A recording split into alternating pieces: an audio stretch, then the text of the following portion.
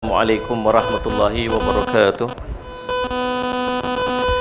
Alhamdulillahi rabbil alamin wal aqibatu lil muttaqin wa bihi nasta'in ala umuri dunya waddin.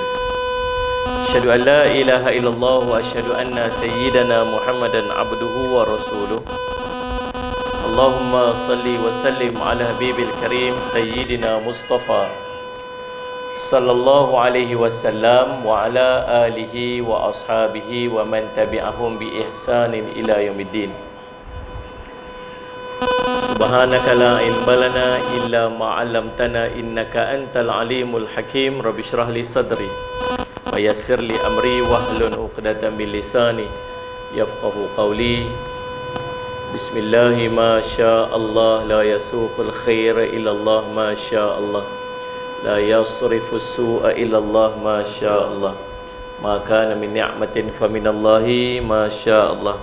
Wa la hawla wa la quwwata illa billah al-'aliyyil 'azim. Amma ba'd. Sebelum saya nak mula majlis, saya nak ajak mai tuan-tuan isi ruang depan sikit sebab kawan-kawan kita duduk mai lagi duduk tengok. Ada ruang lagi, belah ni pun ada lagi, depan ni lagi. Kita bagi space sikit.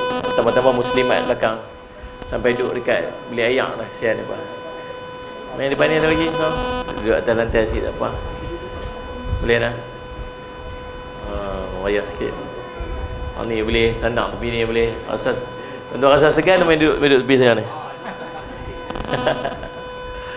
Jangan tu bagi ruang sikit. Muslimat lagi lega sikit. Alhamdulillah rabbil alamin. Akhirnya orang Bukit Teh panggil balik saya mai kat sini.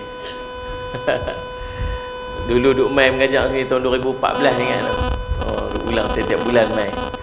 Dan alhamdulillah rabbil alamin. Sallallahu Muhammad, syukur pada Allah kita dapat jumpa lagi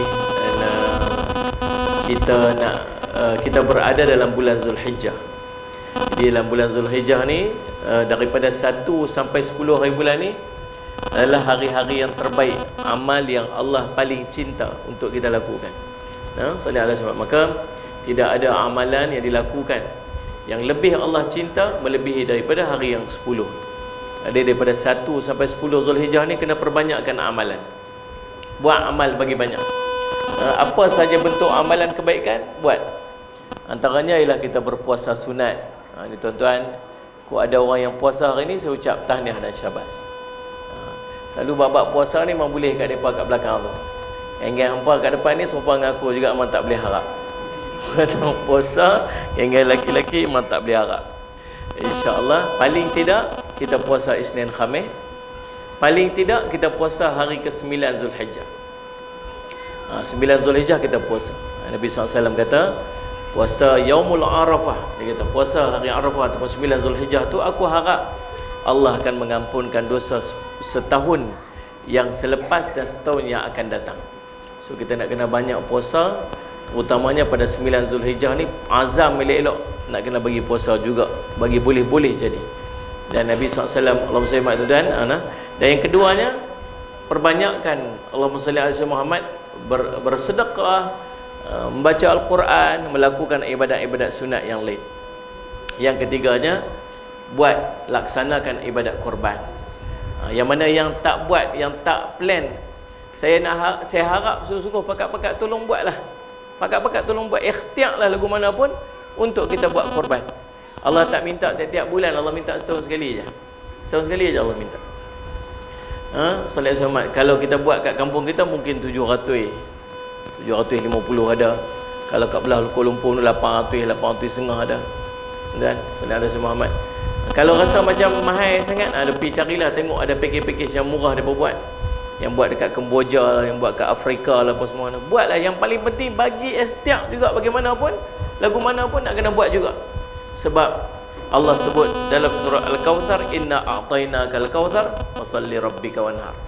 Semuanya telah kami kurniakan kepada kamu nikmat yang sangat banyak. Nikmat yang sangat banyak. Setahun tu Allah bagi macam-macam nikmat kita dapat, yang kita tak boleh nak nilai dengan RM1 2. Kalaulah sehari nilai dia tuan-tuan sekalian, sallallahu alaihi Muhammad, kita nak buat korban RM2. RM2 sehari. Setahun dapatlah, kalau total campur RM2 tu dapatlah lebih kurang 780-800 ringgit katalah. Cukup untuk buat satu bahagian korban. azam nak kena buat. Jadi insya-Allah. Dan sebenarnya pengorbanan ini kita buat korban itu ialah untuk mendekatkan diri kita kepada Allah. Dia qaraba, dekat. Taqarrub, mendekatkan diri kita kepada Allah. Bukan sebab nak makan daging tu sangat. Kita buat korban, tukar niat tu, kod ada dalam hati kita niat buat korban tu pasal nak makan daging tu. Kita bukan nak makan daging tu. Kita buat sembelih korban tu sebab kita nak dekatkan diri kita kepada Allah SWT. Betulkan niat tu betul-betul elok-elok. Kalau pun tak dapat daging, kita buat dekat Afrika sana, buat dekat Kemboja sana, buat kat tempat-tempat orang susah-susah tu. Macam mana nak makan daging? Tak makan daging. Sebab matlamat dia bukan nak makan daging tu. Matlamat tu bukan nak tumpahkan darah tu. Matlamat dia ialah untuk mendekatkan diri kita kepada Allah SWT. Itu tujuan daripada Allah SWT kita melaksanakan ibadat korban. Selain daripada tu, kita nak mengambil i'tibar, pengajaran daripada ibadat korban yang nak kita lakukan. Allahumma salli ala sayyidina Muhammad. Korban yang pertama yang dilakukan dilakukan oleh anak Nabi Adam alaihi salam, Habil dan Qabil. Itu korban yang pertama-tama sekali dibuat. Sallallahu alaihi wasallam seorang ambil kibash, seekor kambing yang sangat besar. Seorang lagi korbankan tanam-tanaman dia yang layu sebagainya. Sallallahu Muhammad. Tuan-tuan, kemudian yang terdekat yang kita boleh ambil pengajaran ialah pengorbanan Nabi Ibrahim alaihissalam, korban anak dia. Tuan-tuan, kita nak ambil pengajaran daripada kisah keluarga Nabi Ibrahim alaihissalam. Nabi Ibrahim alaihissalam berasal daripada, Allahumma salli ala sayyidina Palestin. Ada satu tempat di Palestin namanya Masjid Ibrahimi dekat Hebron. Hebron ni tuan-tuan, dia kawasan yang diperintah oleh orang Palestin. Dia ada daerah, dia ada negeri-negeri dah. Sebahagian negeri diperintah oleh Israel, sebahagian negeri masih duduk dalam pemerintahan Palestin. Salah satunya Hebron. Kalau tuan-tuan masuk Hebron ni, keliling dia tu, keliling tu tembok 10 meter punya tinggi. Di setiap hujung bucu tembok tu dia ada menara kawalan tentera Yahudi.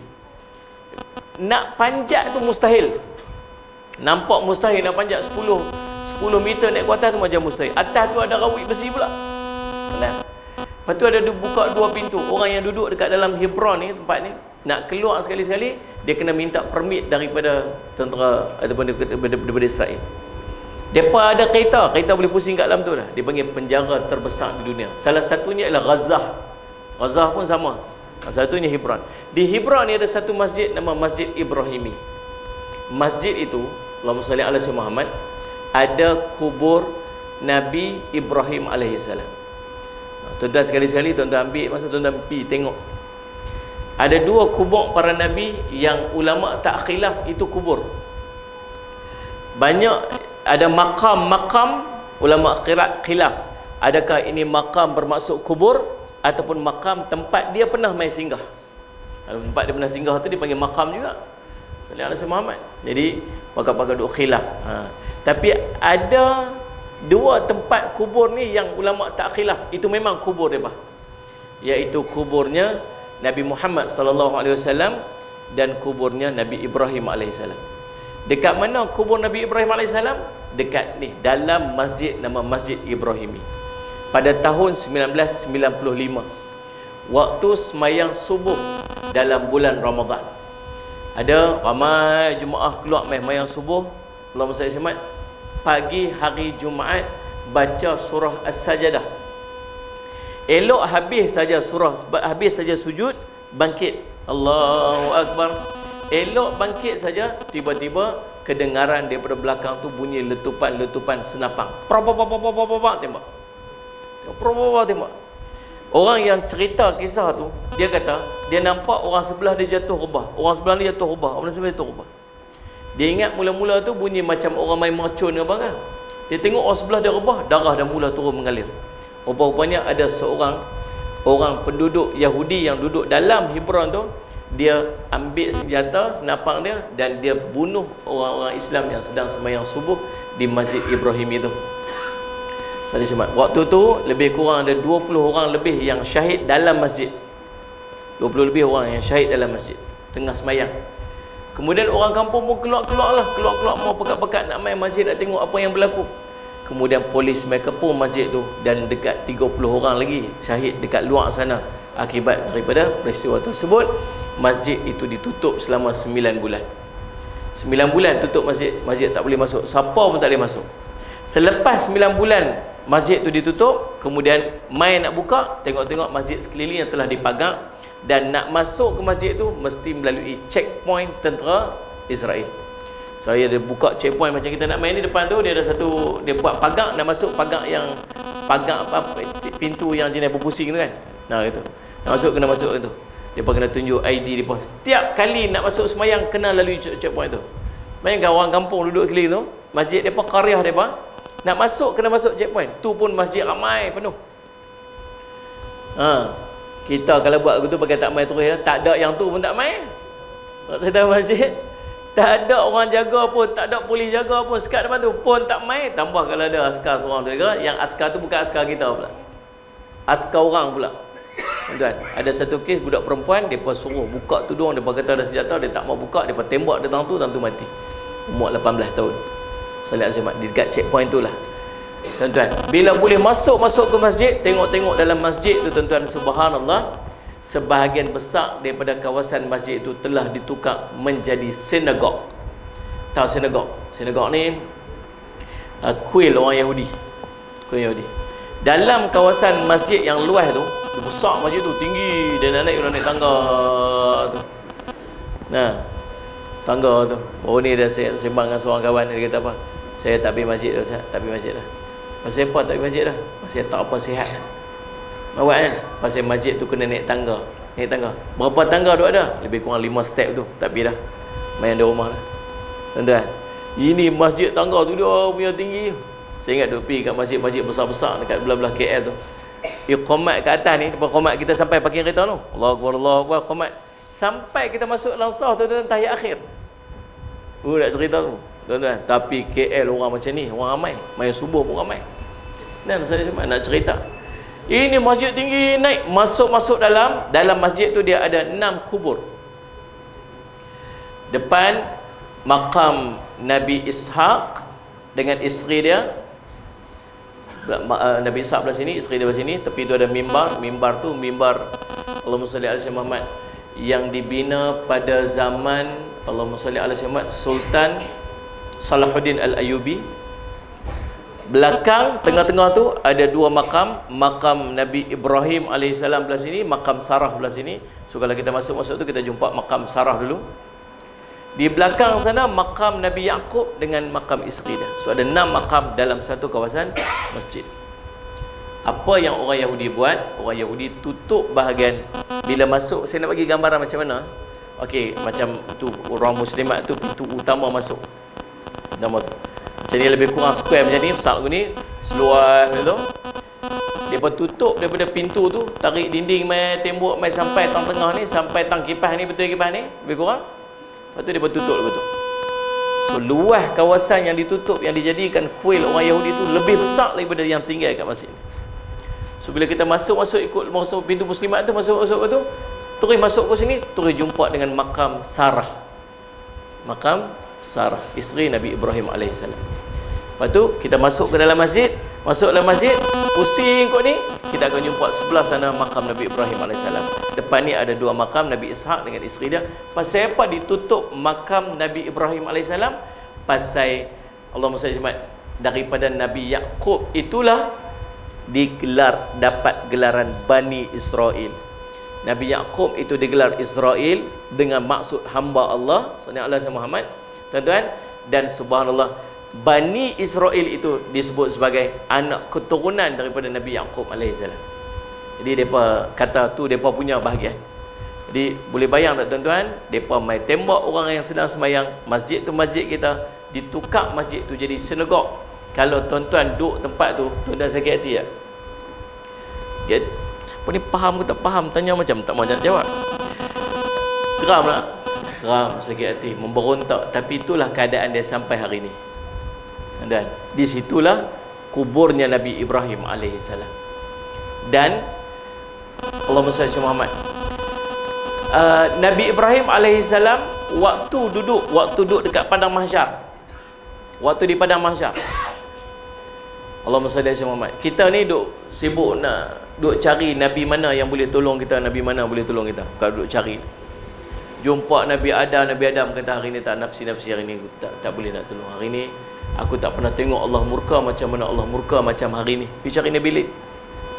Nabi Adam kata aku pernah melakukan kesalahan, pernah buat silap, makan buah khuldi itu sampai kena keluar daripada syurga. Malu ke Allah. Pergi cari Nabi Ibrahim alaihissalam. Kita pun pergi carilah Nabi Ibrahim. Jumpa Nabi Ibrahim alaihissalam. Nabi Ibrahim kata aku malu dengan Allah. Pasal apa Nabi Ibrahim malu dengan Allah? Pasal dalam hidup sejarah dia, Nabi Ibrahim pernah berbohong 3 kali. Malu pada Allah pasal apa? Bohong berapa kali? Berapa kali? 3 kali. Kita ni 3 kali yang tak bohong. Itu pun tak malu. Malu ke Allah pasal bohong 3 kali. Tu pun bukan sebab bohong saja nak bohong. Nombor 1, bohongnya tak mau ikut konsert malam tu. Malam tu ada hiburan apa semua dia buat. Tiap-tiap tahun memang ada acara rasmi tu, orang kampung semua kena pergi turun pergi dekat situ. Perhimpunan besar-besaran apa, ada konsert expo apa semualah. Dia tak mau pergi, dia kata dia tak sihat. Apanya dia ada plan dia nak buat malam tu. Tak mau buat, tak mau pergi. Allahumma salli ala Muhammad. Lalu tuan-tuan, dia bohong yang pertama. Yang keduanya, bohong bila dia pecahkan berhala-berhala tu. Kemudian dia pergi gantung kapak tu dekat berhala besar. Lalu geng-geng tu pun balik-balik tengok berhala habis hancur. Bila berhala habis hancur, depa tengok-tengok. Sallallahu alaihi wasallam, siapa yang buat ni? Siapa buat ni? Apa kata tak ada orang lain yang tinggal melainkan Ibrahim seorang je tinggal kat sini. Ibrahim, nasihat. Ni hang buat ke ni? Kata mana saya buat pula? Ni bohong yang ni.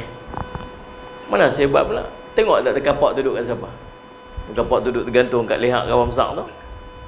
Dia kata, dia tu lah buat. Mereka pun tak terfikir. Jadi mereka pun jawab, dia tu bukan boleh buat apa. Dia bukan boleh buat apa pun. Inilah. Lepas tu, inilah point dia. Dia kata apa? Kalau dia tak boleh buat apa, yang habis sembah dia pasal apa? Tu point tu kan. Tu point tu sedap.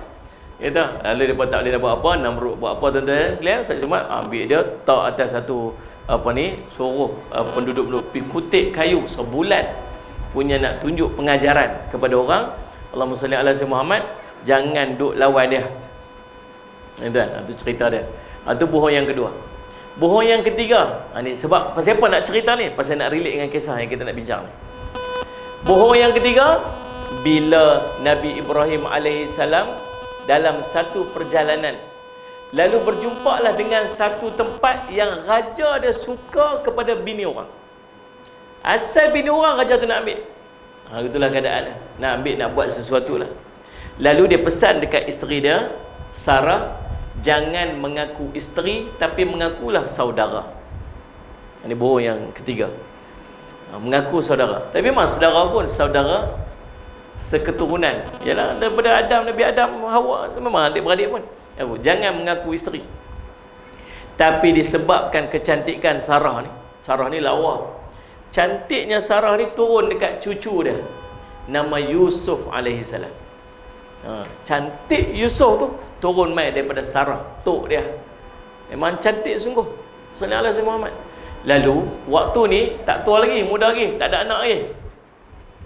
Waktu ni Hajar pun tak ada lagi. Lalu raja bila tengok-tengok, subhanallah, saya cuma pengawal raja ni, walaupun bukan isteri tapi cantik punya pasal, bawa juga pergi kat raja. Sampai kat raja terus nak pegang dia. Bila raja nak pegang saja dia angkat tangan, ya Allah, kau selamatkanlah aku daripada kejahatan tangan orang ni. Terus lumpuh dia, tak boleh angkat. Dalam satu riwayat lain sebut cerita dia tercekik. Dia tercekik, tak boleh nafas. Satu riwayat sebut dia lumpuh, dia tak boleh nak angkat tangan dia. Apa yang berlaku ni? Apa yang telah berlaku ni? Dia kata, aku telah minta pada Tuhanku agar Allah selamatkan aku daripada kamu. Minta pada Tuhan kamu agar aku diselamatkan, aku sembuh. Lalu Sarah pun doa, ya Allah, kau sembuhkanlah dia. Sembuh elok. Tapi sembuh-sembuh tu tuan-tuan tahu buat apa?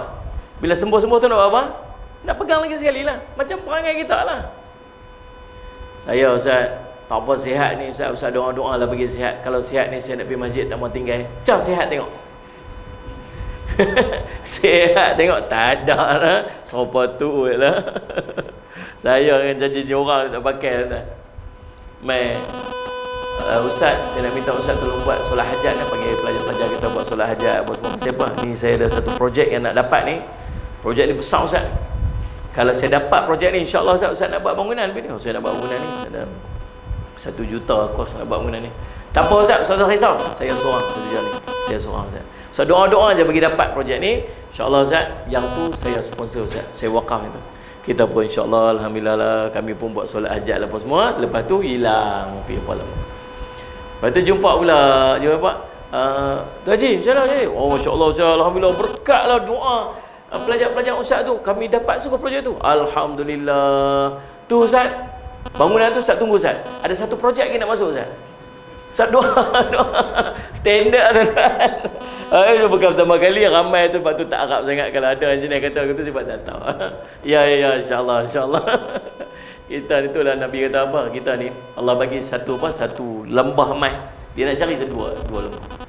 Dia nak cari lembah yang kedua. Allah bagi 2 lembah emas. Dia nak cari yang 3 tu sifat itu. Lalu subhanallah bila dia elok aja, dia nak pegang lagi sekali. Doa lagi sekali, lumpuh lagi sekali. Sampai kali ketiga benda yang sama berlaku, dia kata apa? Dia kata dekat pengawal dia, ni yang hampa buat main ni bukan orang, ni syaitan ni. Halau dia keluar pada sini. Lalu tuan-tuan, Allahumma salli ala sayyidina Muhammad, dan untuk menjamin keselamatan dialah kot. Lalu apa dia buat? Dia hadiahkan salah seorang daripada Allahumma salli ala Muhammad, salah seorang daripada yang duduk kerja dalam istana dia tu, bagi dekat Nabi Ibrahim, bagi dekat Sarah untuk buat balik dijadikan hamba. Itulah Hajar. Dan kita bacalah sejarah dia, itulah Hajar. Lalu Hajar pun duduklah dengan Nabi Ibrahim alaihissalam, jadi pembantu di rumah tu berapa ketika, sampailah dah berapa lama dah subhanallah masih tak dikurniakan anak. Maka tuan-tuan, Allahumma salli ala sayyidina Muhammad, Allahumma salli ala Nabi Ibrahim alaihissalam pun, Allahumma salli ala sayyidina Muhammad, Allahumma salli ala sayyidina Muhammad, diizinkan oleh isteri dia untuk berkahwin dengan Hajar. Kahwinlah. Tapi bila berkahwin saja tuan-tuan, Allahumma salli ala sayyidina Muhammad, Allah sebut dalam Quran, Allahumma salli ala sayyidina Muhammad, Allah kata apa? Dalam surah As-Saffat ayat 101, fabashshirnahu bighulamin halim, maka kami berikan kabar gembira kepadanya dengan kelahiran seorang anak sallallahu alaihi wasallam yang sangat halim, yang sangat baik, sangat lembut, namanya Ismail alaihissalam. Dapat anak. Bila dapat anak, apa yang berlaku? Mulalah rasa tak seronok, rasa tak sedap. Akhirnya Allah perintahkan Nabi Ibrahim alaihissalam untuk bawa isterinya pergi mana? Pergi satu tempat yang kering kontang. Ghairi zi zar'an, Allah sebut dalam Quran. Ghairi zi zar'in. Tempat yang kering kontang, tak ada apa-apa. Ni kita nak ambil ibrah ni. Nabi Ibrahim alaihissalam bila dapat saja perintah tu, tak ada cakap banyak, isteri pun tak soal banyak. Cerita nak kata Hajar tak tahu ni, tak tahu kata nak kena tinggal tu, bila sampai kat sana baru dia tanya. So maksud tuan-tuan tengok tak macam mana hubungan seorang suami dengan isteri ni sampai ke tahap ketaatan dekat suami tu, tak curi, tak soal pun. Jom kita pergi. Jom bang. Macam tu ya. Cari isteri kita tengok. Nak pergi mana anak ni? Nak pergi mana ni? Lagi tak. Ada kereta dia hantar satu video. Isteri, suami nak keluar jumpa kawan, isteri nak keluar jumpa kawan lagu mana? Isteri kalau nak keluar jumpa kawan, dia beritahu kat kita je. Abang, saya nak keluar dengan kawan ni. Okey, bawa kereta elok lah. Takat tu ya kita ni. Kau lah nak tanya apa lah, nak pergi tang mana, nak pergi. Orang lelaki ni tuan-tuan, perempuan muslimat kena faham, dia pun ni bendui sikit. Dia kalau hafal lagu tu je, nombor satu je tak sadut kira, 2, 3 ke belakang dia tak tahu. Saya terangilah nak makan jus apa mangga, jus mempelap tu, abang boleh tolong pergi beli Ustaz. Agak-agaklah muslimat, dia balik, dia buat balik apa? Dia balik yang tu lah. Abang pergi beli roti canai Ustaz apa? Dia buat balik apa? Roti canai ya. Taklah kuih kan nak tambah sikit kan nasi lemak apa sikit ni. Tak ada. Abang roti canai macam mana lah. Balik. Tuan-tuan, abang pergi beli roti canai tak abang? Beli berapa biji? 3 biji. 3 biji tu lah. Tak tambah kok 4, 5 kan nak kira sekali ada orang nak main kau tak. Dia 3 biji. Abang pergi beli 3 biji.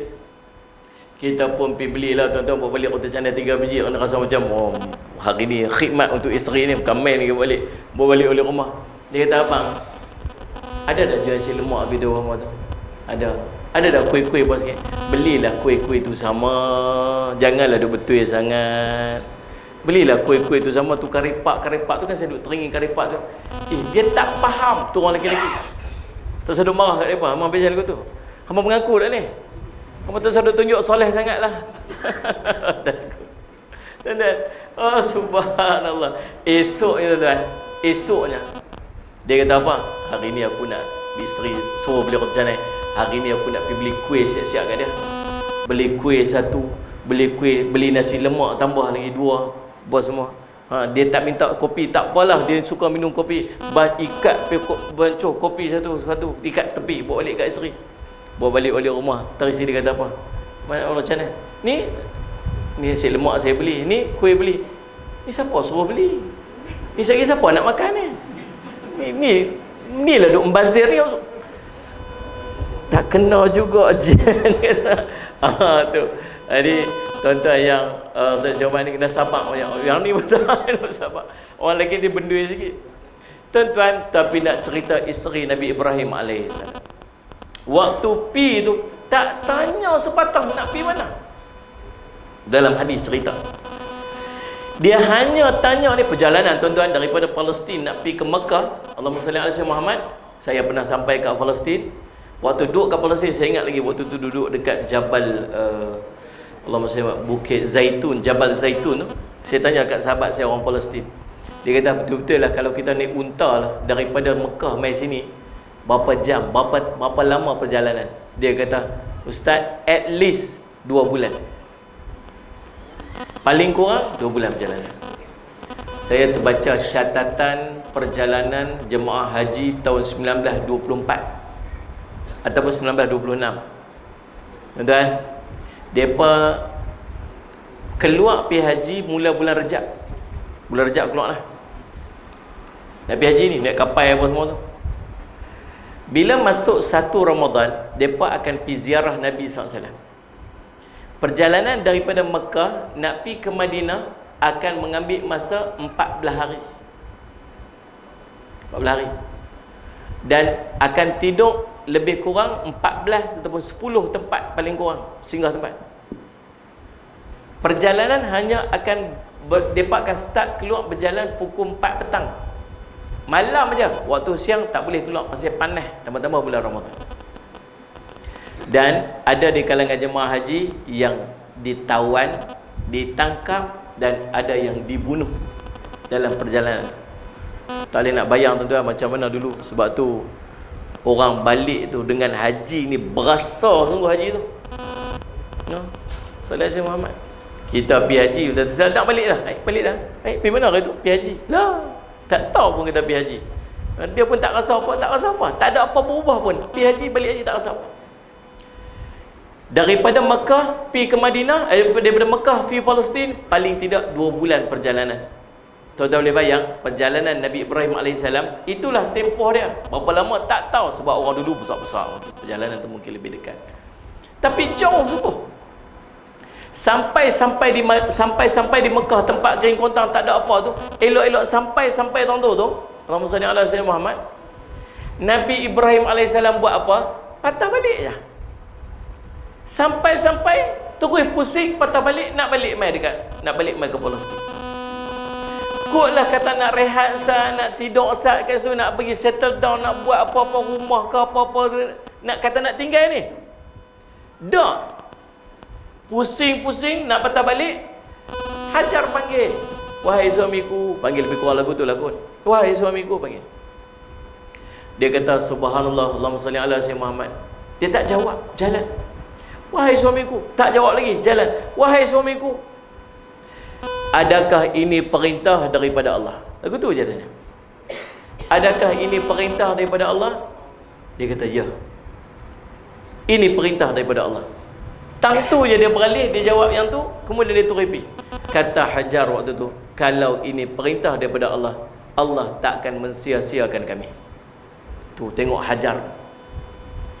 Allahumma salli alaihi. Tuan-tuan, ini nak kena ada jiwa Hajar ni pada seorang muslimat. Yang apa saja kalau perintah dan larangan mai daripada Allah, mesti ada hikmah yang terkandung dan tersembunyi di sebalik. Tak payah duk teori banyak-banyak. Orang lah ni tuan-tuan dah hilang sifat malu tuan-tuan. Tak macam dulu-dulu. Ada budak perempuan pakai niqab ni, tutup elok je mata. Bagus. Saya suka budak-budak duk pakai, perempuan pakai macam tu. Pakai niqab, pakai purdah. Nah, saya cakap, paling tidak apa ni? Paling tidak terjagalah. Bukan tingkat kita pakai macam tu bukan sebab nak jaga kecantikan mata muka kita ni. Kita pakai betul sebab nak jaga akhlak kita.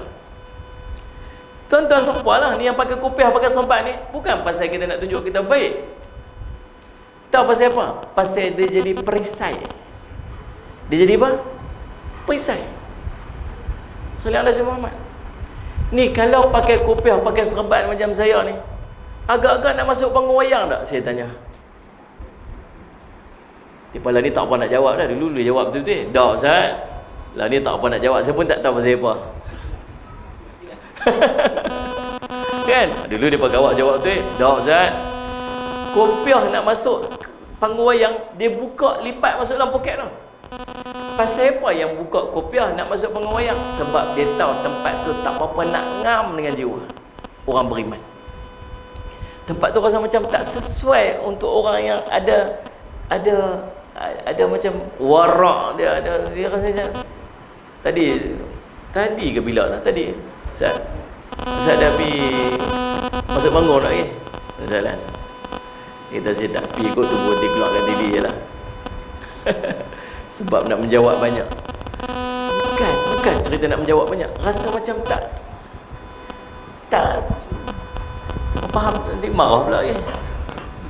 Tengok asalkan tuan-tuan nombor satu sekali. Tempat tu terjaga daripada maksiat, silakan. Kalau tempat tu terjaga dengan maksiat, tak ada masalah. Cerita tu elok, tak ada benda maksiat, okey, tak ada masalah apa. Selagi dia ada bercampur lagi perempuan apa semua dalam kawasan keadaan gelap apa semua, bagi saya tak, saya belum sampai atas. Kalau macam buat kat Terengganu ke, daripada asingkan kawasan ni perempuan, kawasan ni lelaki-lelaki, kawasan ni keluarga, okey, masuk sedikit usaha untuk mencegah daripada kemaksiatan yang berlaku dalam tu, okey. Tapi kita nak pakai serban masuk dalam panggung wayang rasa macam, okey, tukarlah panggung wayang ni, susah sikit nak jawab lah ni. Banyak pula soal nanti. Karaoke. Kan, pi kat Sabang Jaya tu, kan, cucu kita bawa apa mah, pi makan kedai kat nasi kandak kat bawah kat Sabang Jaya tu, kedai nasi kandak kat bawah tu, atas tu ada karaoke keluarga. Saya pergi cari pula abang lah. Kita pi dengan isteri kita dengan tok lah, tok dia, kita ni tok Wan ada tok. Lepas tu anak-anak kita umur pakat balik pada Kuala Lumpur, cucu-cucu kita apa semua dah pi satu MPV pi sana, makan-makan tu cantik. Tu cucu kita duk tengok-tengok atas, dia kata, Tok Wan, cucu kita pergi karaoke mau. Kita bukan sebab ni. Allah Tok Wan, takkan Tok Wan tak tahu nyanyi lagu tu? Dinda Kanda, takkan tak tahu. Kan? Dia pun duk geram-geram juga memang, dulu memang duk karaoke macam tu. Tapi semenjak dia tok pilih masjid, pergi masjid ni kat Serban tu tak pernah pergi dah. Dulu memang duk pergi. Dia pun ketak-ketak kaki juga. Tuan-tuan agak dengan serban atas kepala, dengan ketayak atas kepala, dengan isteri kita pakai tudung labu dengan stokir, dengan stongan lama kat tangan ni. Agak-agak nak masuk dah. Hampa jawab lah. Agak-agak nak masuk dah. Tak kot. Pasal apa? Pasal tak sesuai. Rupanya pakaian kita tu, dia duk halang kita daripada kita buat satu benda yang tak patut kita buat. Hati kita ni memang nak buat. Hati ni teringin nak buat. Kita duk makan nasi goreng di kedai sebelah ni, kedai sebelah sana tuan-tuan sekalian, ada karaoke kat sebelah tu. Ada karaoke kat sebelah tu. Dia ni tiara menjamin apa benda tu lah. Kita duduk sebenarnya, kita duduk dengar lagu tu dulu, kita duduk nyanyi. Kita ketak kaki belah ni. Apa pitching pun lari ni. Ni, nyanyi tu bunyi tak hujung tu tak kena tu. Kita geram ni, geram macam kita duk buat benda tu dulu. Faham ni? Tapi lah ni kita ayak atas kepala dah. Yang tak pi pegang mikrofon tu tahu pasal apa? Pasal kita ayak atas kepala. Betul tak betul tu? Kalau tak ada tu boleh jadi tu. Bagi saya pula lepas ni. Kali harap tu tempat kenuri, sopan pak kenuri. Lepas kenuri, habis semua, MC tu dia nak balik. Dia punya apa? Dia punya kawan yang jadi tu. Dia punya apa tu? DJ MC pula. DJ tu nak balik. Dia nak balik, dia kata apa? Mana-mana ahli keluarga ke apa ke, siapa-siapa ke yang nak main pun selagu dua main lah sebelum saya balik ni. Kita menyakak ni. Menyakak kawan duk biasa buat. Tapi duk pikak ketayak atas kepala ni. Kalau tak ada ketayak ni, kalau main-main tadi memang tak ada atas ketayak kepala tu tuan-tuan, pakai jadi tu. Pakai jadi. Tapi kes ketayak atas kepala, takut sekali pegang tengah duk menyanyi, orang rakam video, orang post dalam Facebook, kena kita. Ni. Perempuan tuan-tuan perasan tak ataupun tidak? Sebenarnya hati kita nak buat satu benda yang tak elok, tapi yang duk halang kita ialah pakaian kita. Betul tak? Faham tak faham tu? Sebab tu kalau rasa tak baik, perelok pakaian ni. Lagi rasa tak baik, perelok pakaian. Jangan duk layan dengan syaitan. Syaitan suruh kita cabut ketayak. Tak suruh pakai sangat lah. Bila kita tak pakai je, ada benda yang kita nak buat. Sama muslimat, pakai elok-elok, pakai tudung labuh, pakai apa semua. Kita pasal apa? Bukan sebab kita baik, sebab kita tak baik. Kalau baik, kalau tak baik tu, ni benda dia duk halang. Depa lah ni pakai niqab bagus, pakai purdah bagus, subhanallah. Ada TikTok pula. Tak salah ada TikTok. Saya pun ada TikTok. Cuma saya tak pernah tengok TikTok saya. Saya tak tahu orang yang duk uruskan TikTok saya daripada buat video-video tu tapi saya tak nak buka, saya pun tak ada dalam ni pun tak ada TikTok saya. Tak tahu. Soalnya Allah Muhammad dia buat ni video lepas rakam ni, dia potong pendek-pendek 3 minit 2 minit tu, dia buat video, dia masuk dalam TikTok. Orang duk ambil manfaat. Baguslah, tak apalah. Maksudnya boleh tak? Boleh lah. Tapi ada TikTok ni jenis menari. Dia pakai perempuan elok, pakai tudung joget-joget. Baru ni tuan-tuan habis dengan pok-pok dia apa semua kena menari. Itu balik raya baru ni. Mak ni, pok-pok kita rakan ni apa semua menari, pok pun kena menari sekali. Gedik-gedik lah orang tu gedik. Terikut nampak. Allah Rabbi tuan-tuan. Pakaian tu patut menambahkan kesopanan. Tapi orang tak malu. Tuan-tuan tahu seorang budak perempuan pakai niqab, tahu dia tunjuk apa? Dia tunjuk ni malam ni saya nak pakai ni baju ni. Ditunjuk baju dalam dia nak pakai malam tu. Orang tak ada sifat malu. Orang tak reti malu tuan-tuan sekalian. Bila kita nasihat, dia tak boleh terima nasihat. Hari tu pi 3-4 orang tuan-tuan pergi duk tampak bungkuk. Kau ni tampak bungkuk kau ni tampak bungkuk tu. Orang perempuan 4 orang. La haula wala quwwata illa billah. Bila kita tegur, kita nasihat, dia kata apa? Dia kata, yang tampak punggung aku tu bukan lelaki hang duk sibuk pasal apa? Susah orang tanya. Orang dah hilang sifat malu. Ingat tuan-tuan, bila Allah suruh kita, pasti ada hikmah yang terkandung di sebalik.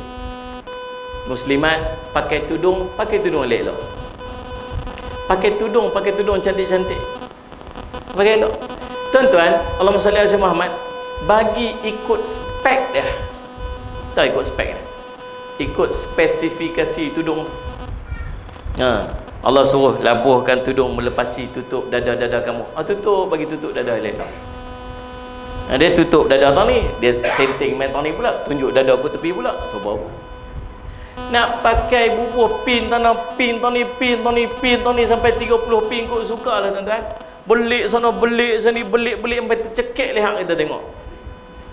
Kalau dia berhenti tu, dia buka pin tu 3 kilo turun, lega subhanallah. Kadang dia buah kat sini tuan-tuan ni panjang dah situ ni. Tak? Macam jam dekat dalam masjid tu yang tik.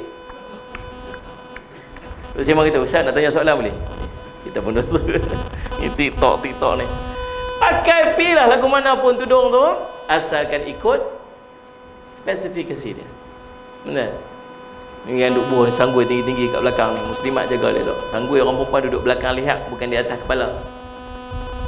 Tak kepala ni. Tak kepala ni tuan-tuan, dia duk tarik perhatian orang lelaki-lelaki. Orang lelaki tengok, dia duk terbayang. Orang lelaki ni kali harap saya okey lah juga. Dia duk tengok tuan-tuan sekalian.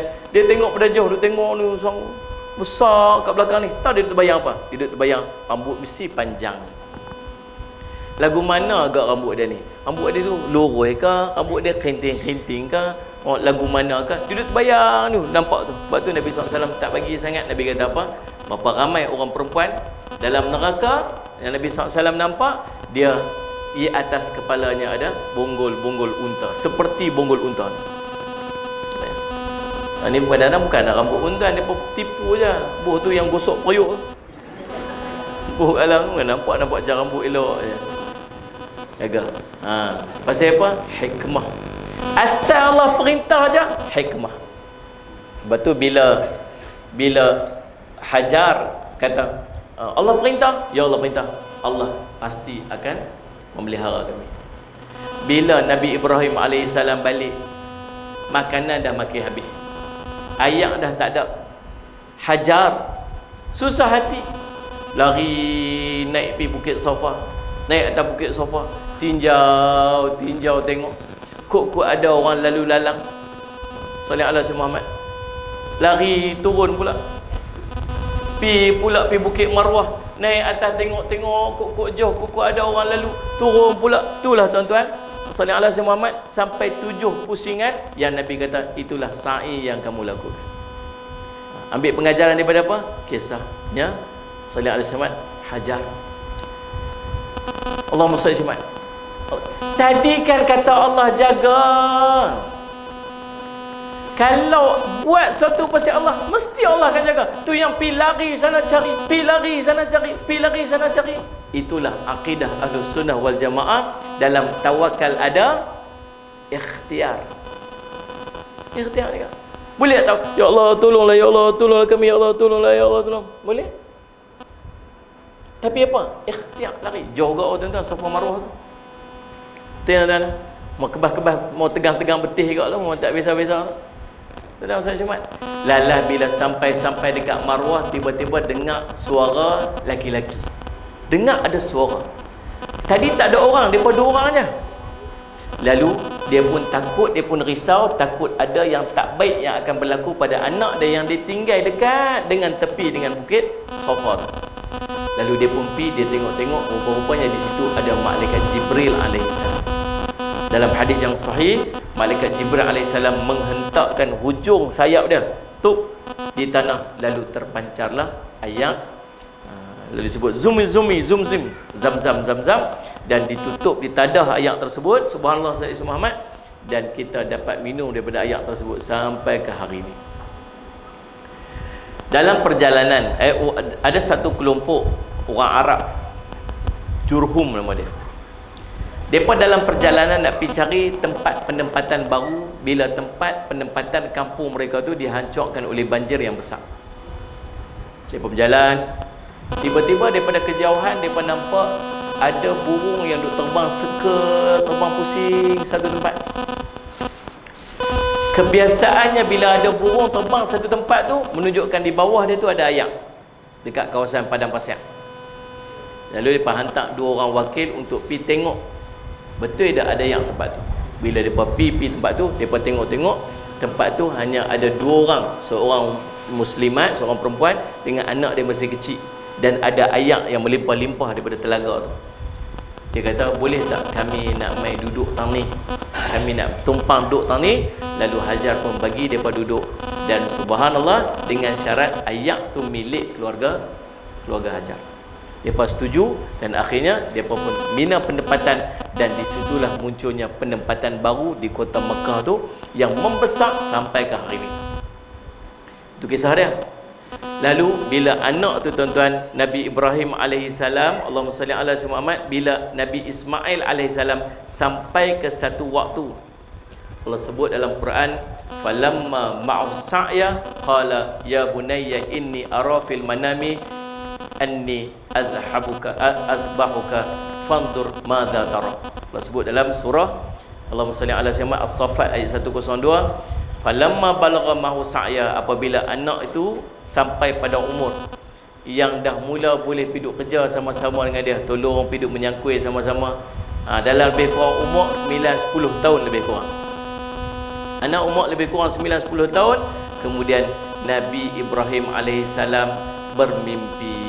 Qala, dia berkata, ya bunayya, wahai anakku, inni ara fil manami, sesungguhnya aku mimpi, sesungguhnya aku telah melihat dalam mimpiku, sallallahu alaihi wasallam, anni adbahuka, sesungguhnya aku telah menyembelih kamu, sallallahu alaihi wasallam, fandur madza tara, maka Allah Muhammad, fikirkanlah, bagitahulah kepadaku apakah pendapat kamu. Anak jarang-jarang sekali jumpa, anak duk jauh. Kita kalau Mekah pergi Madinah, kalau rasa tak mau, kalau rasa Allah Muhammad tak mau nak naik unta, boleh naik bas, naik kereta. Kalau tak mau boleh naik bas, boleh naik kereta. Kalau tak mau boleh naik kereta, boleh naik train laju. Berapa jam? Sampai sana naik? 2 jam. Sejam setengah sampai. Saya pun naik pun ni, tak ingat berapa jam. Sat tuan-tuan, sampai dah. Masya-Allah, laju bukan main. 200 km sejam. Sampai. 300 km sejam. Sangat laju. Tuan-tuan, Allahumma salli ala Muhammad. Ini duduk Palestin tu, berbulan-bulan nak berjalan pi. Jarang-jarang sekali jumpa anak mai umur 8, 9, 10 tahun ni, time tengah duk besar. Time tengah duk main sama-sama. Time tengah duk panggil ayah yang tu, ayah yang ni. Tuan-tuan, tiba-tiba tahu mimpi apa? Mimpi sembelih. Mimpi para nabi itu sebahagian daripada wahyu. Kita kalau mimpi lagu tu jangan duk sembelih, tak tahu. Faham tak ni? Sebab kita mimpi ni dia main daripada 3 jenis, kata Nabi SAW. Nombor 1, mimpi ni yang benar, dia panggil mimpi yang benar. Mimpi kata dia telah berada pada jalan yang benar. Adalah mimpi, biasanya mimpi yang benar ni dia akan ingat jalan cerita mimpi dia. Ada yang mimpi jumpa Rasulullah, ada yang mimpi syurga, ada yang mimpi dia mati, kemudian dia melihat apa yang di sebalik kematian dia. Macam-macam benda mimpi. Dia panggil mimpi yang benar. Kita ni kena ada satu mimpi yang benar. Yang kedua dia panggil mimpi mainan syaitan. Ni mimpi yang merepet-merepet tu, yang bukan-bukan dia duk mimpi ni, macam-macam dia mimpi. Biasanya mimpi kedua ni jenis tak ingat sangat, tak apa nak ingat sangat. Sallallahu alaihi Muhammad. Asal macam mimpi, ada ingat jalan tapi tak ingatlah jalan cerita macam mana. Biasa macam tu, mimpi mainan syaitan. Sallallahu alaihi Muhammad. Yang mimpi yang kenapa tu ulang lah, duduk sibuk. Apa ni, siapa lah nak main Minang saya? Minang apa? Kan macam-macam lah. Sallallahu alaihi Muhammad. Kita ni kalau kita mimpi apa-apa, sallallahu alaihi Muhammad, sallallahu alaihi Muhammad, kalau kita mimpi apa-apa, tuan-tuan, Allahumma salli ala Muhammad, jangan cepat sangat nak cerita ke orang. Ingat ni pesan ni. Mimpi pilah apa pun, jangan cepat sangat duk cerita ke orang. Kita ni passion apa? Passion bulan Facebook. Semalam mimpi apa? Mimpi dia mati. Takutlah bangkit-bangkit juga. Allah, takut. Semalam aku mimpi mati. Macam mana keadaan ni, apa cerita? Sekali ada kawan komen kat bawah tu, inna lillah wa inna ilaihi raji'un. Lepas tu dia siap poster gelap tu, buat ruang kosong kat tengah tu. Tak apa, hari nanti boleh gambar hang kat tu. Dia kata. Ada seorang tu pula kata apa? Kawan aku mimpi yang sama lepas 2 minggu je. Macam-macam tuan-tuan. Akhirnya apa jadi? Dia stres. Dia takut, stres. Makan pun tak lalu. Akhirnya jadi penyakit, akhirnya mati. Orang kata apa? Sungguh hari tu dia mimpi dia mati. Rupanya mati sungguh. Bukannya mati daripada tu. Biar mati daripada dia duduk stres, orang nak kata. Ada seorang tu dia pergi jumpa dengan tok guru dia. Dia kata kat tok guru dia, dia kata, wahai Syekh, saya mimpi ada seorang dia tawaf dekat Kaabah dalam keadaan dia telanjang. Dia tawaf kat Kaabah, orang tu telanjang. Kalau tuan-tuan mimpi jumpa orang tawaf kat Kaabah ni telanjang, tuan-tuan agak mimpi tu cerita pasal apa? Dia kata, apalah ni penghinaan dekat agama lah, apa macam tu lah. Kok kita fikir kan? Tuan. Dia tanya guru dia, tahu guru dia jawab apa? Yang hang mimpi tu maksud dia ialah orang tu sangat ikhlas dalam ibadat dia kepada Allah. Terbalik daripada apa yang kita duk fikir ni. Ikhlas dia. Lalu kata dia, sebenarnya yang saya mimpi orang tu Syekh sendiri. Guru dia tu. Tuan-tuan, waktu jangan duk cerita ke orang. Kalau nak tahu juga, pergi tanya guru-guru kita yang reti dalam bab tafsir mimpi ni. Bukan semua orang pun reti tafsir mimpi ni. Tuan-tuan mimpi jumpa Nabi SAW, jangan cerita ke orang. Cerita kat guru kita tak apa. Jangan cerita kat orang tak semena-mena. Jangan cerita kat orang. Sebab dia jadi fitnah kat kita. Orang akan kata kita bohong. Orang akan kata hang ni tak terang mana pun macam mana hang boleh mimpi apa. Dan saya teringat dulu, saya pernah forum dengan almarhum Syekh Fahmi Zamzam. Dia cerita, ada orang mimpi nampak Nabi, tahu kata tu Nabi, tapi rupa tak macam Nabi. Layak tak dia mimpi jumpa Nabi, dalam keadaan dalam mimpi tu dia tahu kata tu Nabi, tapi gambaran tu tak serupa Nabi SAW. Orang tu hitam ke, Nabi SAW putih. Orang tu berjanggut putih, rambut putih. Tapi dalam mimpi tu dia kata itu Rasulullah SAW. Sedangkan Nabi SAW sebut, kata apa? Saya sebut man ra'a maksudnya apa? Siapa yang melihat aku fil manami faqad ra'ani. Siapa yang tengok aku dalam mimpi, maka sungguhnya dia tengok aku. Sebab syaitan tak boleh menyerupai aku. Betul, adalah orang duk pemain-pemain, dia kata apa? Mimpi jumpa Nabi tapi wajah putih, janggut putih. Dia kata itu bukan Nabi, itu drunken master, dia kata. Dan jangan cepat sangat kita duk main-main. 2-3 hari ni isu minyak masak mahal. Kan? Isu minyak masak mahal. Jadi dah Salih Syekh Muhammad, kita doa-doa lah bagi penyelesaian ni dapat dicari jalan penyelesaian, dan akhirnya rakyat akan taklah dibebankan dengan apa ni, benda-benda yang utama dalam kehidupan kita perlu kan. Tapi ni saya nak pesan, lagu mana keadaan pun jangan melawak bagi lebih. Jangan duk melawak berlebih-lebihan. Hari ni keluar satu gambar. Dia pergi dekat kedai, dia ambil gambar satu botol minyak. Dia kata minyak mahal semua tempat. Saya pergi kedai ni, saya jumpa satu minyak, alhamdulillah RM9.90 saja. Kata syukur. Dia buat main-main tu. Tuan-tuan, tahu minyak apa? Tahu minyak apa? Minyak apa? Minyak tokong. Minyak yang tokong itu, dia tulis khas untuk sembahyang, untuk digunakan untuk sembahyang aja. Terang-terang tulis kat tu. Tuan-tuan, saya nak pesan ni, ada benda melawak lah. Ada benda tak payahlah duk melawak lebih-lebih. Ingat Nabi kata apa? Allah akan bina satu rumah dalam syurga kepada orang yang mengelak daripada berbohong walaupun main-main. Nabi SAW cerita kepada, celakalah kepada orang yang dia suka buat bagi orang gelak-gelak. Dia buat cerita bagi orang gelak-gelak. Celaka, dia ulang 3 kali. Dan dalam surah At-Taubah Allah cerita, bila ditanyakan kepada mereka, dia berkata apa? Kami main-main aja. Allah kata, takkan dengan ayat-ayat Allah kamu nak buat main-main, dengan Nabi SAW kamu nak buat main-main. Tuan-tuan, Salih Azhar Muhammad, kita tak suka kalau orang duk pemain-pemain barang-barang agama kita ni, orang duk pemain. Maka jangan kita duk pemain-pemain barang agama orang lain. Jangan duk pemain. Salih Azhar Muhammad. Melawak-melawak juga ada batas melawak, jangan sampai lebih-lebih. Boleh baca terang-terang kat bawah tu, dia tulis apa? Dia tulis ini adalah minyak kegunaan sembahyang sahaja. Terang-terang boleh baca. Tuan-tuan, nak buat lawak, ya buat lawak, jangan sampai berlebih-lebih. Faham tak? Tuan-tuan? Baik, patah balik kisah kita ni. Yang kedua, mimpi apa ni? Mimpi main-main daripada syaitan.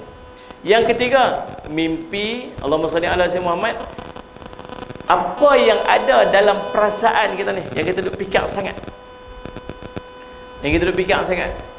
Baru bayar deposit Alza baru.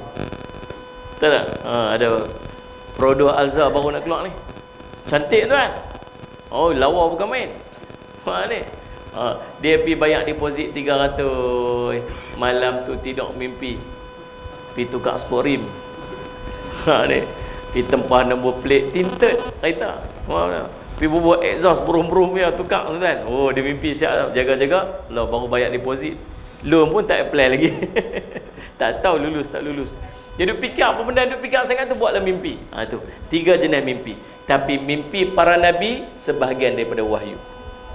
Dan Nabi Ibrahim AS mimpi apa? Sembelih anak dia. Tahu dia buat apa? Dia pergi cerita ke anak dia. Berjalan tu pergi jumpa anak dia. Pergi jumpa anak dia Ismail, bagi tahu, aku mimpi sembelih kamu. Dia tahu ayah dia tu nabi. Mimpi tu bukan mimpi main-main. Mimpi apa? Sembelih dia. Kalau anak kita gimana kau? Father, have you out of your mind? Keluar masa orang putih. Tak benar-benar cakap putih. Biar betul ni. Tak tanya biar betul tu. Tak tanya sebab mimpi ayah tu wahyu. Dan kalau dilaksanakan mimpi tu maksud apa? Dia mati. Dia mati. Lalu ayah dia tanya apa? Qalu Allahumma salli ala Muhammad. Fanzur madza tara. Bagi tahu kat aku apa pendapat kamu? Apa pendapat kamu? Tahu tak anak yang soleh ni kata apa? Qala ya abati af'al ma tu'mar. Wahai ayahku, lakukanlah apa yang telah diperintahkan oleh Allah kepada kamu. Satajiduni insyaallahu minas sabirin. Engkau akan dapati aku ni daripada kalangan orang-orang yang sabar. Allahumma salli ala sayyidina Muhammad. Tuan-tuan, anak bawa api sampai tempat sembelih tu. Rebah. Ayah, salli ala sayyidina Muhammad. Ikat aku ni, ikat aku. Kod satgi ni aku meronta-ronta jadi susah kamu nak buat apa yang Allah perintah pada aku. Buka baju aku ni. Kok satgi anak ayah, satgi mak nampak baju ni kena dengan darah, satgi mak sedih. Salat Ahmad. Palingkan wajah aku ke arah lain. Kok satgi kamu nampak muka aku tu, satgi kamu tak gamak untuk sembelih aku ni. Anak tu bukan kata, "Pak, janganlah buat aku macam ni. Pasal apa nak buat aku macam ni? Awak tak pergi sembelih anak orang lain, pasal apa nak sembelih anak sendiri?" Kot lagu tu lah.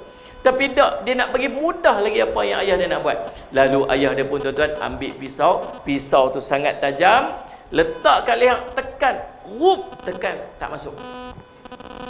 Tekan lagi, tak masuk. Anak ni kata apa? Ya Allah, ayah, alih muka aku ke arah lain, kok dengan duk tengok muka tak gamak nak sembelih. Dah habis gamak dah ni. Tekan, tak masuk-masuk.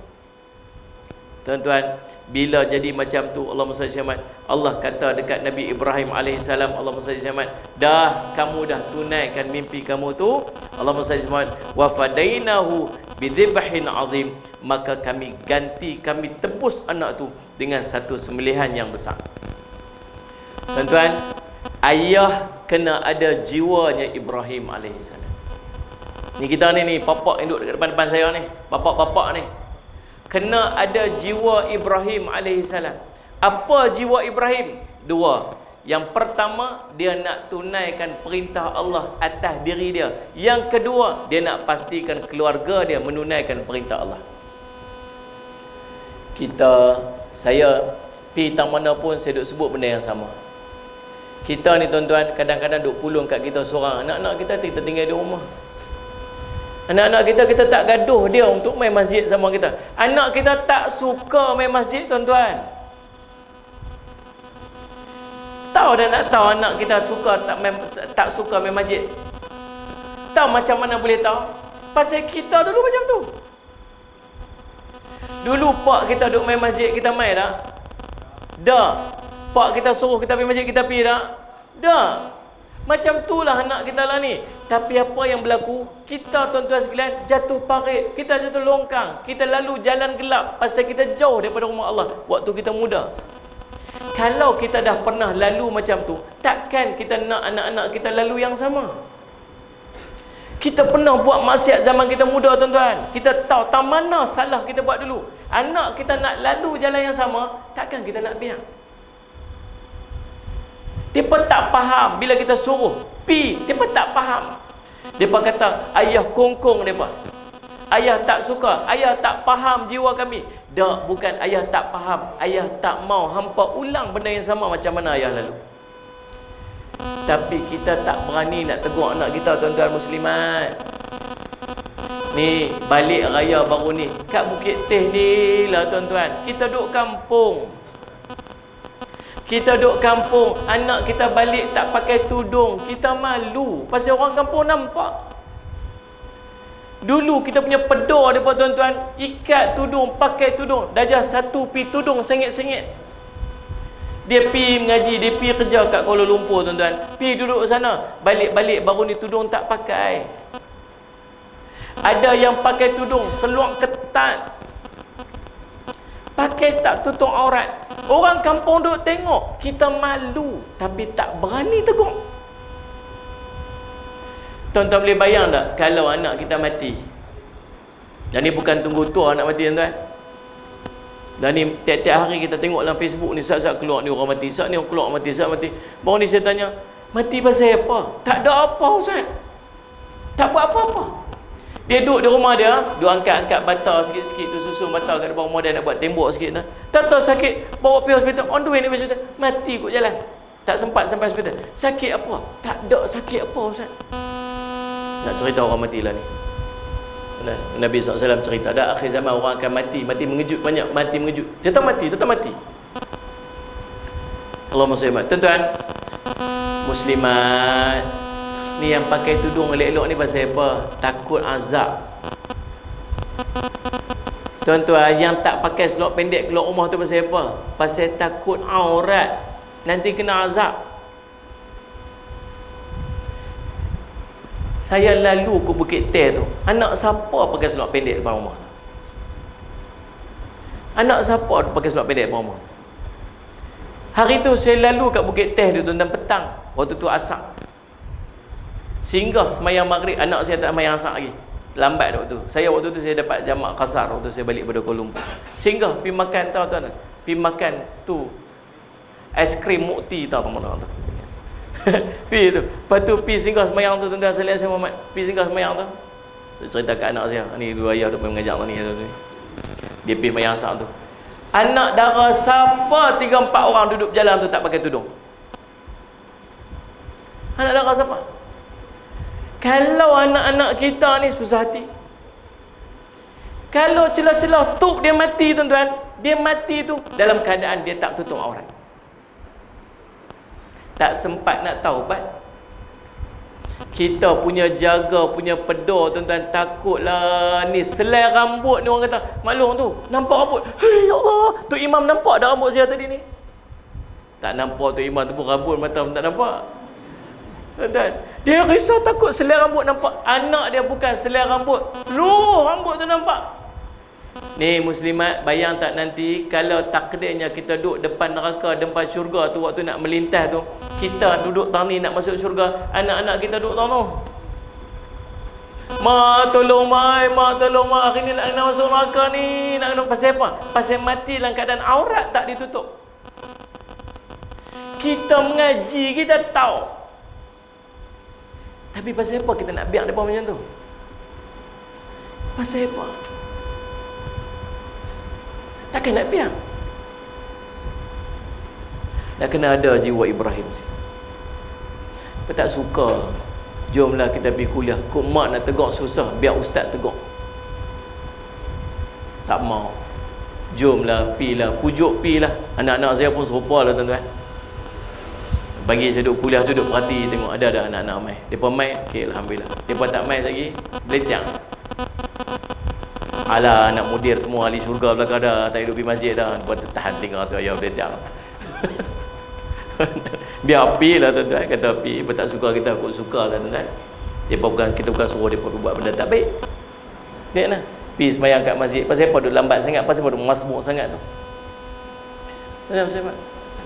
Pasal tak mau depa masuk neraka.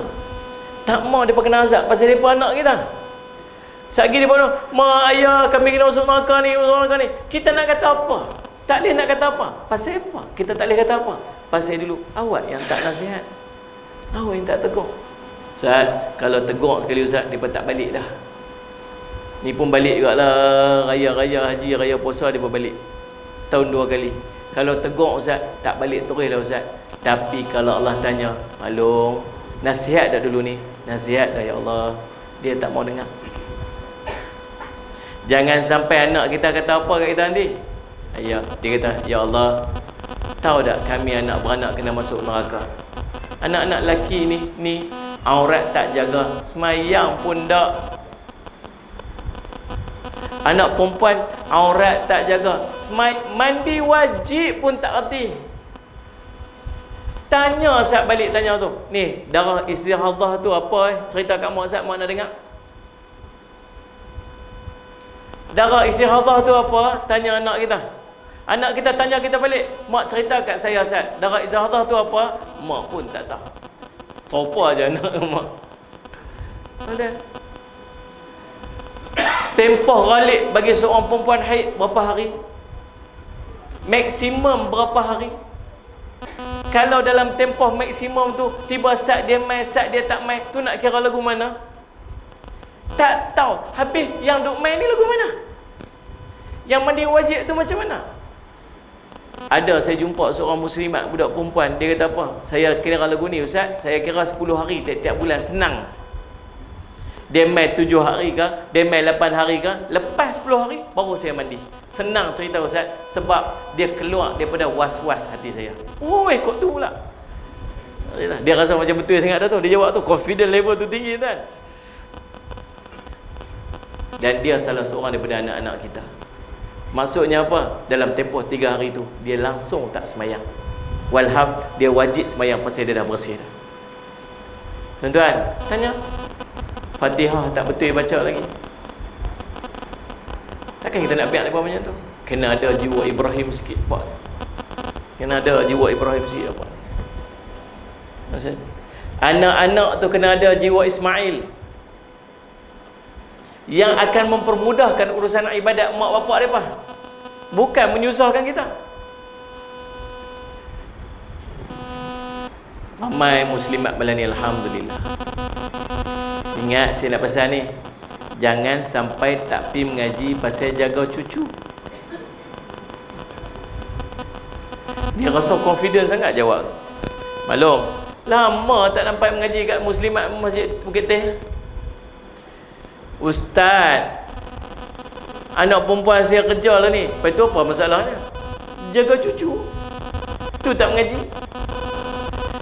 Kita dulu waktu kecil-kecil, mak kita tak hantar kat orang pun untuk jaga. Hang susah aku mana makan nasi dengan garam. Tak usah nak jaga anak orang, tu anak aku. Tak usah nak bagi kat orang jaga. Tu anak aku jaga sendiri. Betul lah. Kita lagi tua tuan-tuan, lagi sibuk jaga anak kecil. Dia sampai satu tahap umur ni, dia kena rehat. Mai umur 60, 50 lebih tu, Allah bagi kita keistirahatan. Sebab tu haid tak ada. Pasal apa haid tak ada kata rehat? Dulu patut ada haid lah rehat.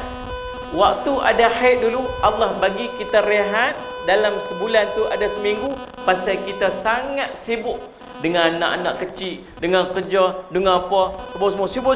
Seminggu Allah bagi, hampa tak usah puasa, hampa tak usah semayang, hampa duduk rehat. Tapi kerja rumah tak kena buat. Bila sampai dah certain umur dah sampai peringkat umur ni, tak dia buat waktu tu, Allah bagi dia rehat dengan ibadat. Waktu tu tak ada lagi dah haid, pasal anak-anak pun dah besar dah.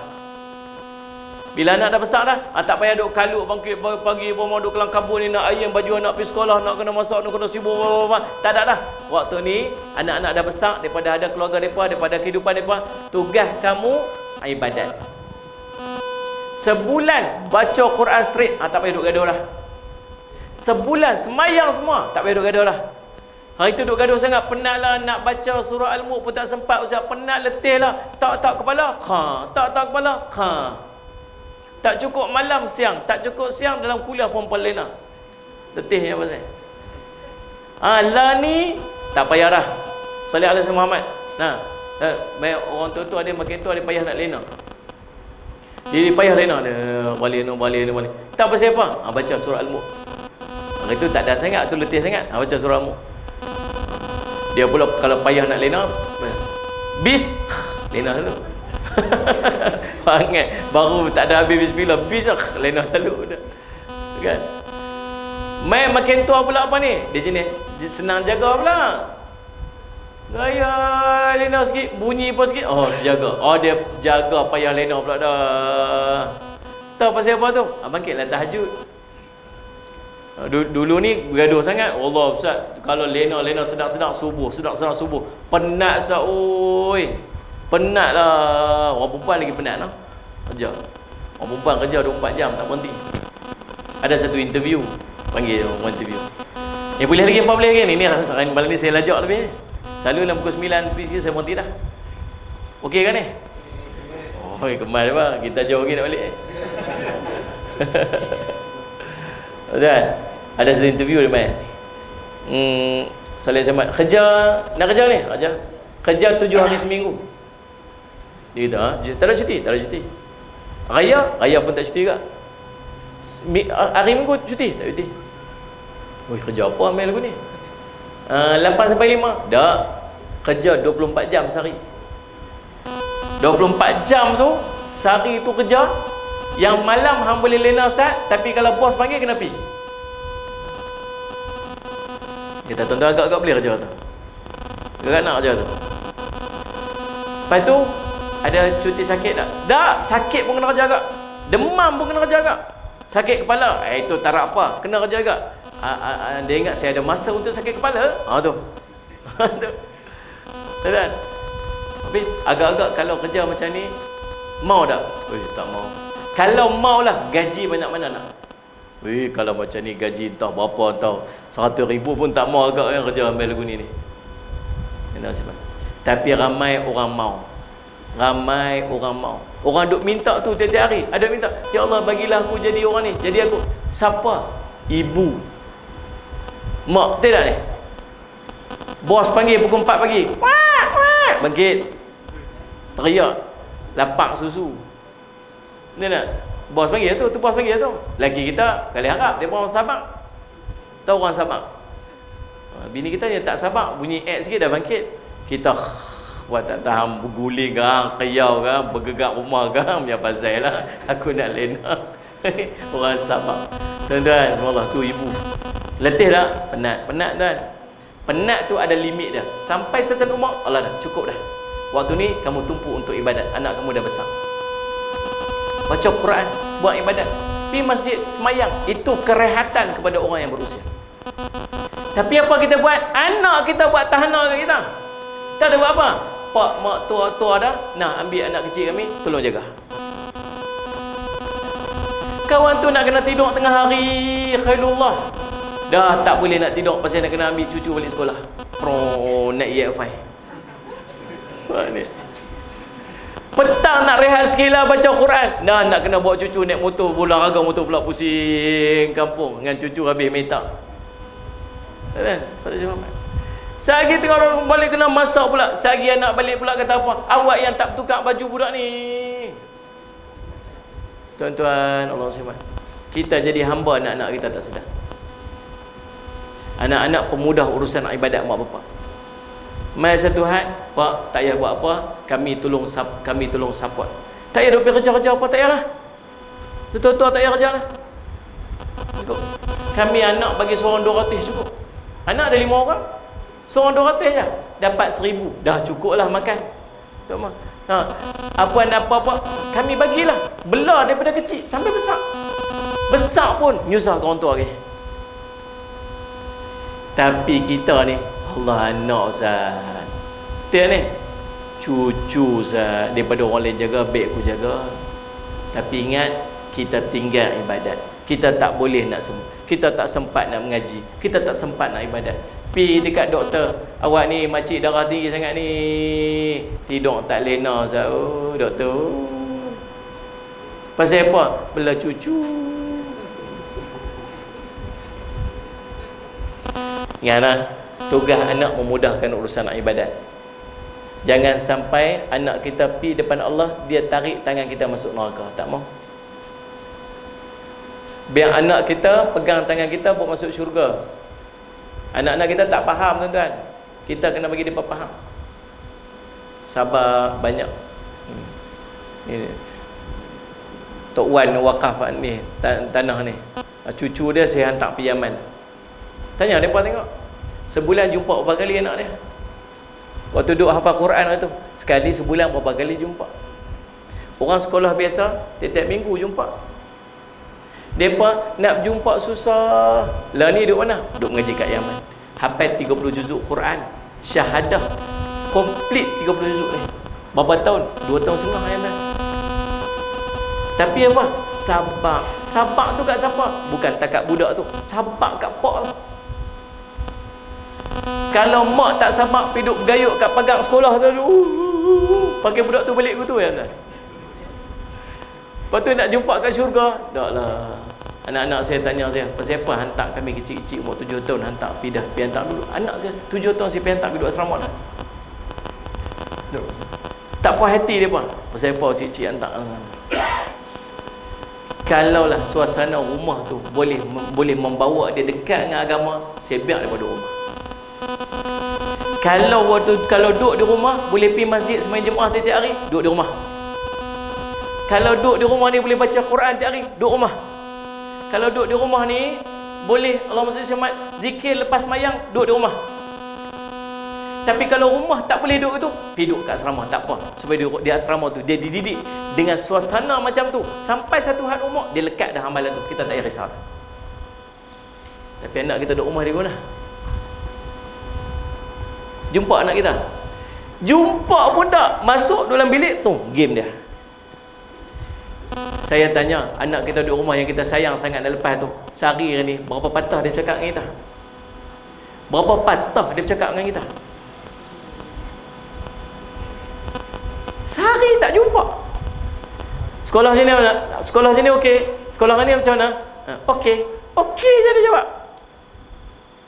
Tuan-tuan, kalau macam tu, tak apalah, sabar pilah. Kita sabar, dia pun sabar. Mudah-mudahan dia nanti pegang tangan kita, bawa kita masuk syurga Allah. Kesimpulan dia, ibrah kita boleh ambil pengorbanan keluarga Nabi Ibrahim AS ni tuan-tuan. Mak kena jadi jiwanya seorang Hajar. Ayah kena ada jiwa yang namanya Ibrahim. Dan anak kena ada jiwa yang namanya Ismail. Barulah keluarga jadi sempurna, keluarga yang akan sama-sama masuk syurga Allah SWT. Mudah-mudahan jadi manfaat. Saya minta ampun, minta maaf salah silap. Lajak sungguh malam ni. Jarang saya berhenti 9.30 ni, sebab rindu orang Bukit Teh. InsyaAllah. Jadi kita jumpa lagi lain masa ketika. Aku qouli hadza wa astaghfirullah li wa lakum. Wassalamualaikum warahmatullahi wabarakatuh. Bismillahirrahmanirrahim. Alhamdulillahirabbil alamin wassalatu wassalamu ala rasulil amin sayyidina Muhammadin wa alihi washabihi ajmain. Allahumma faqihna fid din wa 'allimna ta'wil wa ja'alna min ibadika shalihin wa hdina siratal mustaqim. Allahumma arina haqqa haqqan warzuqna ittiba'ah wa arina batila batila warzuqna ijtinabah. Wa sallallahu ala sayyidina Muhammad wa ala alihi wasallam. Alhamdulillah.